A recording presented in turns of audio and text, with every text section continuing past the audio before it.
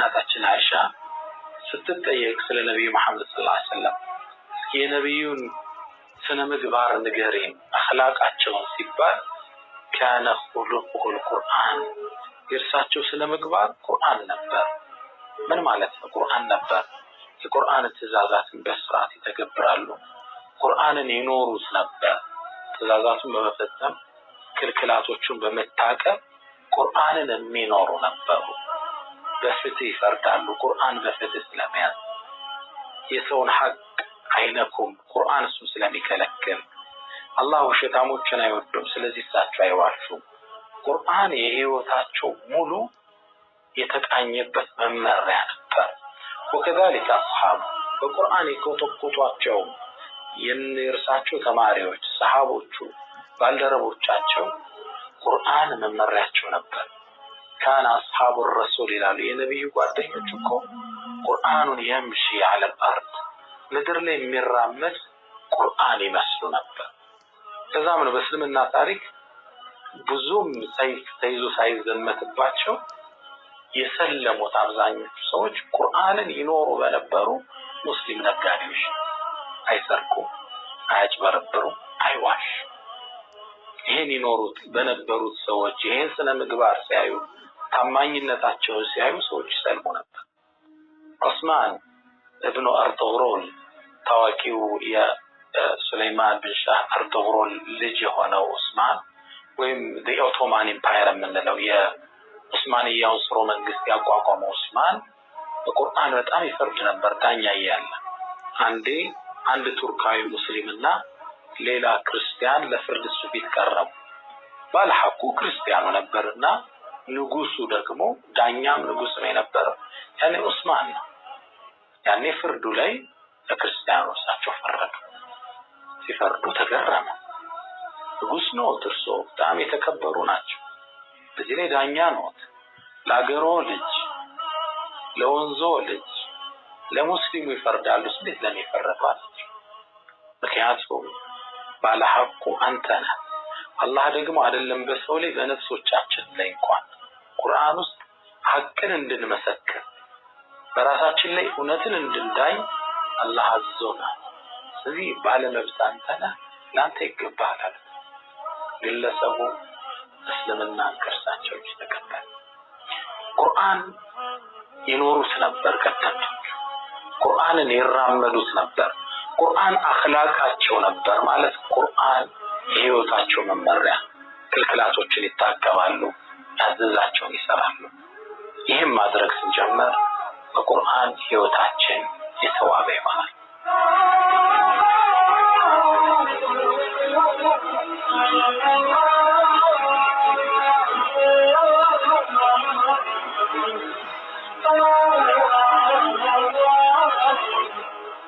ቁርአን የህይወታችን መመሪያ ነው። የህይወት አጋራችን አድርገነው ልንቀጥለው የሚገባ ነው። ቁርአን በዘመናዊ አገላለጽ የህይወት ማኑዋል ነው። ሁሉም ዕቃ ማኑዋል አለው። ሞባይል እንኳን ስንገዛ እንዴት እንደምንጠቀመው፣ እንዴት እንደምንከፍተው፣ ቻርጅ ሳናደርግ ሳይሞላ መክፈት እንደሌለብን መመሪያ ይሰጠናል። ቴሌቪዥንም ስንገባ በተመሳሳይ ሁኔታ ኤሌክትሮኒክስ ዕቃዎችን ስንገዛ እንዴት እንሰካዋለን፣ ምን ያህል ቮልት ወዳለው ኤሌክትሪክ ነው መሰካት ያለብን፣ ለፀሐይ ይጋለጣል ወይ አይጋለጥም ወይ፣ ሁሉም ማኑዋል አለ።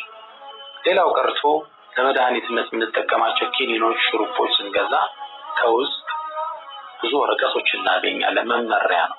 እንዲያድርገው ጠጣው፣ እንዲያድርገው ተጠቀመው፣ ፀሐይ ላይ አታድርገው ወይ ፍሪጅ ላይ አድርገው መመሪያዎች አሉ። ታዲያ አላህ የሰው ልጅ ሲፈጥር ያለ ማኑዋል አልፈጠረው። ፈጥሮ መሬት ላይ አልፈው ህይወቱን የሚመራበት፣ አካሄዱን የሚቃኝበት፣ እሴቶችን የሚያወጣበት ቁርአንን ሰጥቷል።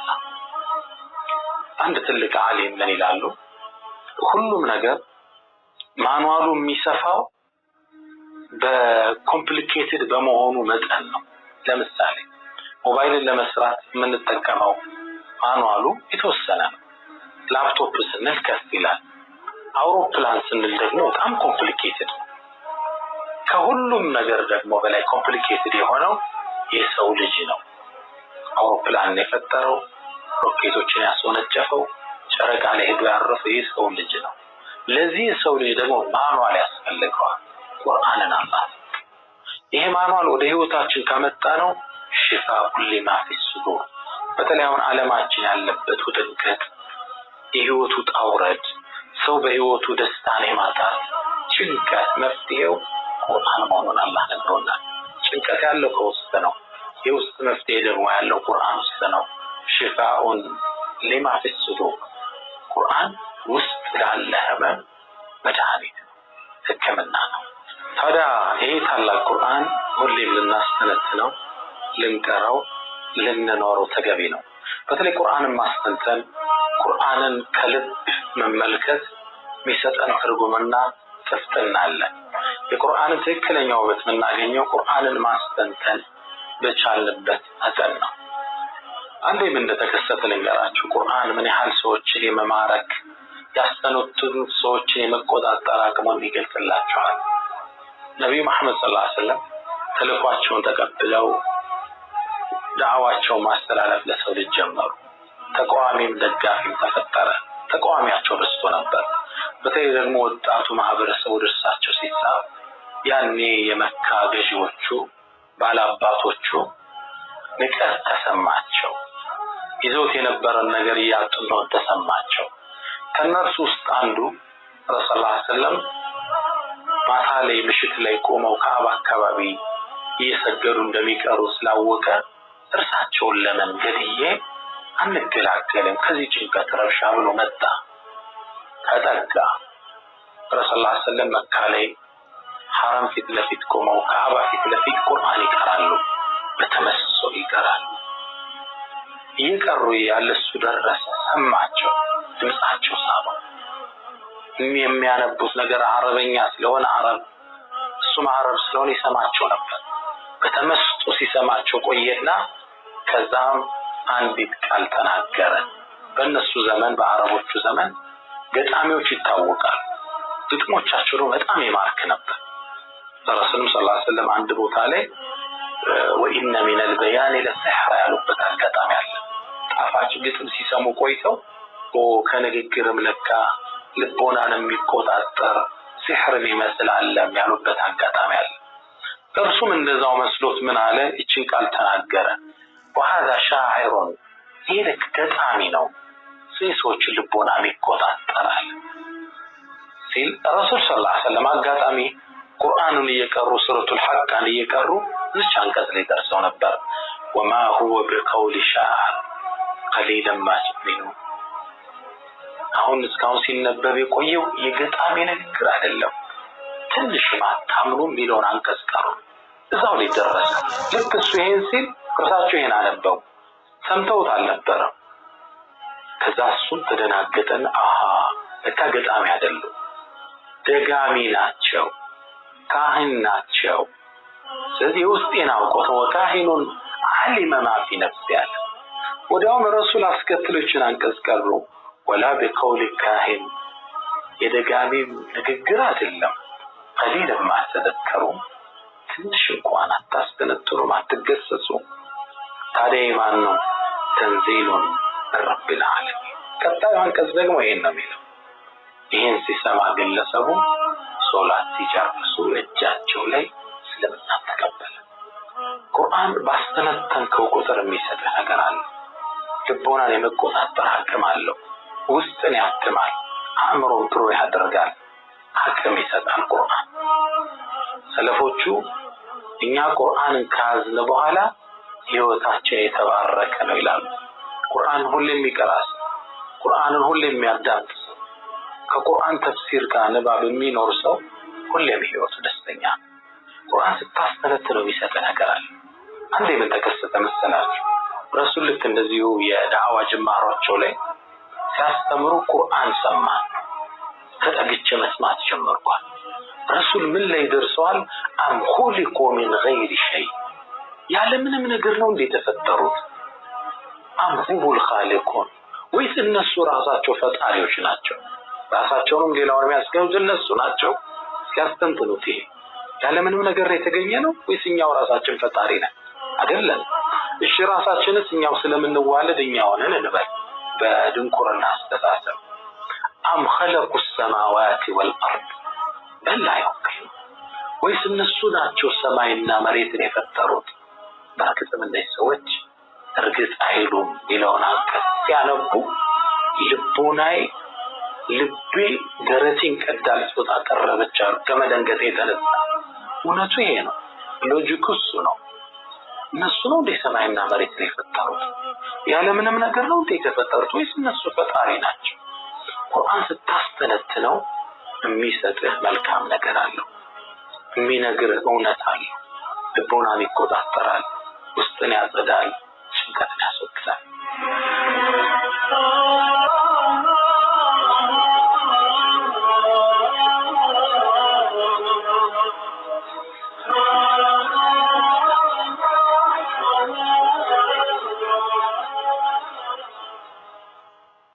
ህይወታችን በሚዛናዊነት መቃኘት አለባት።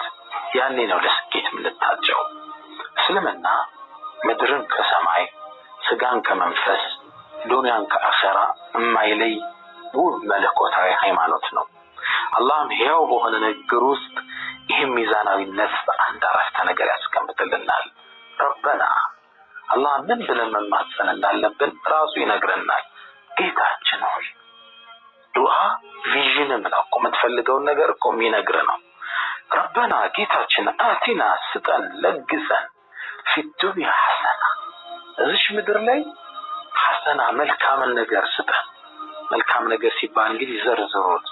ስኬት፣ ውጤታማነት፣ ምርታማነት፣ አብሮ በሰላም መኖር፣ በፍቅር መስራት፣ ጥሩ ትዳር፣ ጥሩ ልጆች፣ ጥሩ ላይፍ። ዱንያ ውስጥ መልካምን ነገር ስጠን።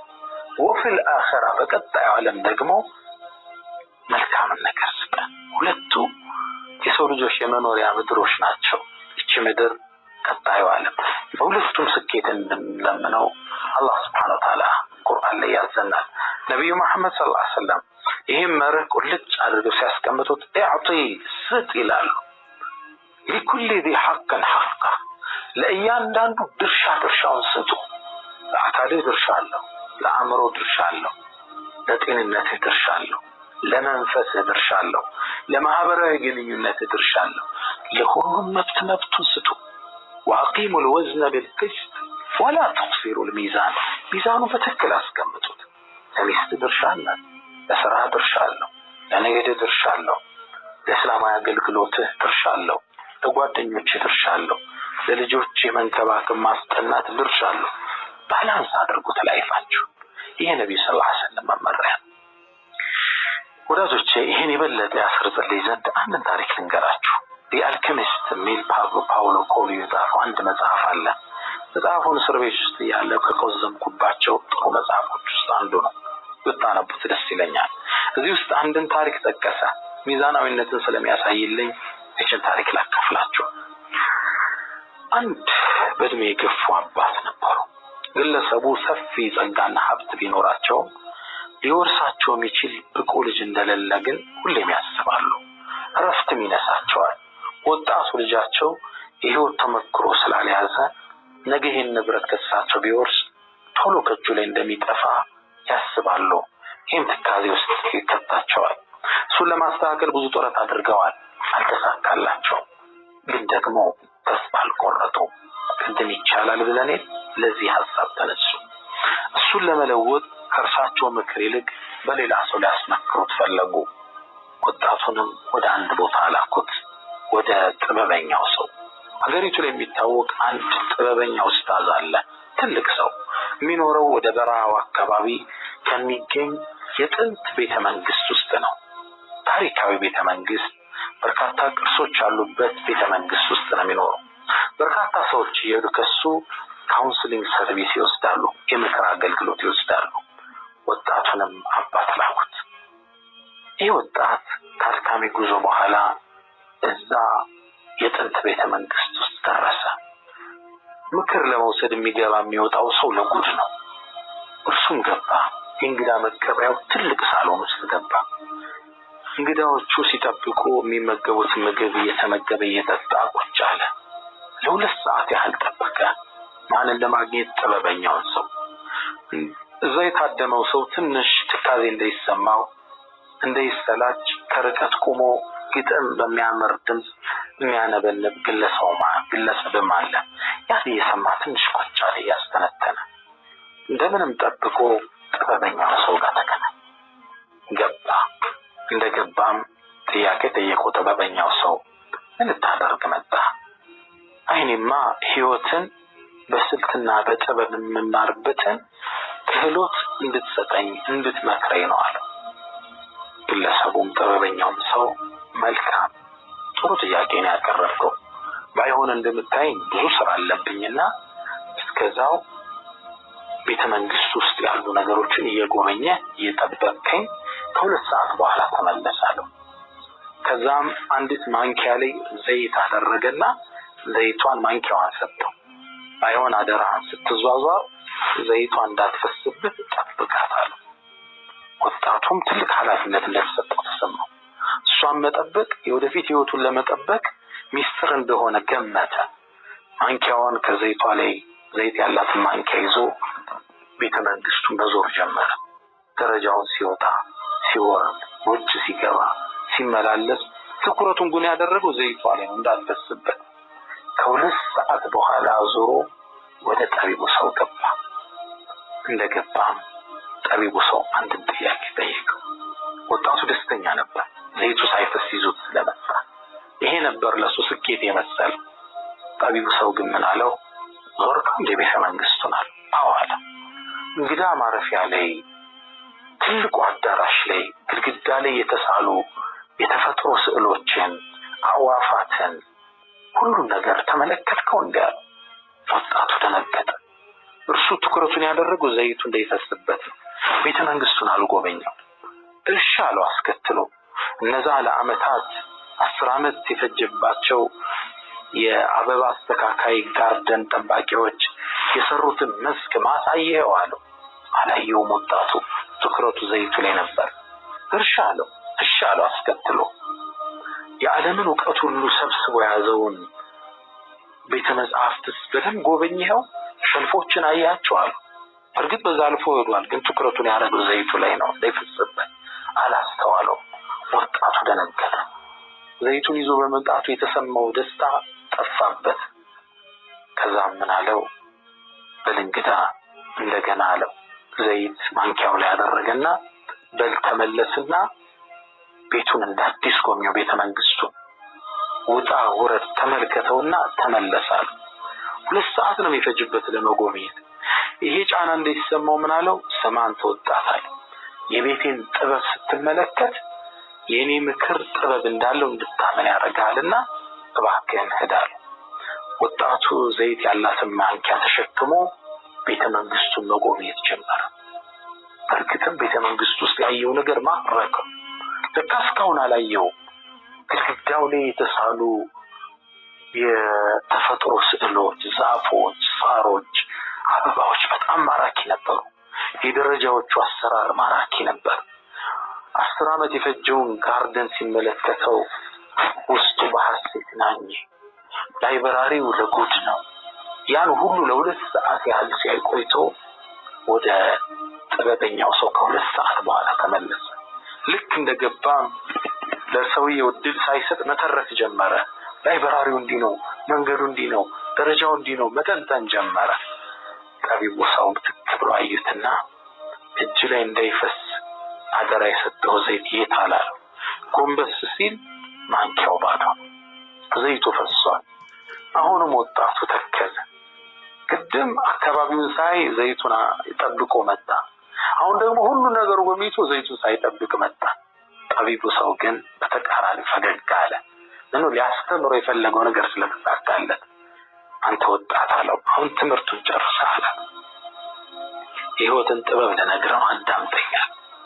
የህይወት ጥበብ ማለት ህይወትን በጥበብ የመምራት ሚስጥር ማለት ህይወትን እያየህ እየተደነቅ እየተደመምክ ስትኖር እጅ ላይ ያለን ኃላፊነት አለመርሳት ነው። ህይወት በሁለቱ ባላንስ መሃል ነው የምትኖረው። ልብ አላችሁት ወዳጆቼ? ህይወት ማለት እንዲህ ነች። ህይወት ተደስተህባት ተዝናንተህም ስትኖር ያለብህን ኃላፊነት የተፈጠርክበትን ማንነት ሳትዘነጋ ባላንስድ ላይፍ። አልበርት አንስታይን አንድ አባባል አለው፣ ህይወት እንደ ባይስክል ናት ይላል። ላለመውደቅ ሁሌም ባላንስን ጠብቀህ መረገጥ መቻል አለብህ ይላል። ህይወት እንደ ባይስክል ነች። ወደ ቀኝም እንዳትወድቅ ወደ ግራም እንዳትዘነበር ሁሌም ጥንቃቄ ትሻለች። ሉቅማኑል ሐኪም ኢትዮጵያዊ ታላቅ ጠቢብ ሉቅማን ቁርአን ውስጥ አላህ ምክራቸውን የጠቀሰላቸው ታላቁ ሰው ምን ይላሉ? እርጥብ አትሁን ትጨቀያለህ፣ ደረቅ አትሁን ትሰበራለህ ይላል። መካከለኛውን ሚዛናዊ ህይወትን ምራ፣ ያኔ ለስኬት ቀርበሃል ማለት ነው። አላህ በሰማነው ተጠቃሚ ያደርገን። ሰላም አለይኩም ወራህመቱላሂ ተዓላ ወበረካቱ። Assalamu alaikum warahmatullahi wabarakatuh. Gorsa bareedaa fi nama bareedaa, nama jaallatamaa uummata musliimaa biratti jaallatamaa fi kabajamaa ustaaza keenya ustaaz Yaasiin Nuuruu waliin turre isiniin jedha. Sabiskiraayib gochuun dagatina inshaallah. Yoonii fi fuuldurri kan koo ifa ta'e viidiyoo kan mataa kootii kanan ofii kootii qopheessee waan fedharratti dubbadheellee waraabee fiduun ta'an isiniin jedha. Sabiskiraayib laayik namni isinitti dhufe viidiyoon kan koo saatii isinitti fudhatu waan ta'eef naaf godhaa bira darbaadhaan isiniin jedha. Salaamu alaikum warahmatullahi wabarakatuh.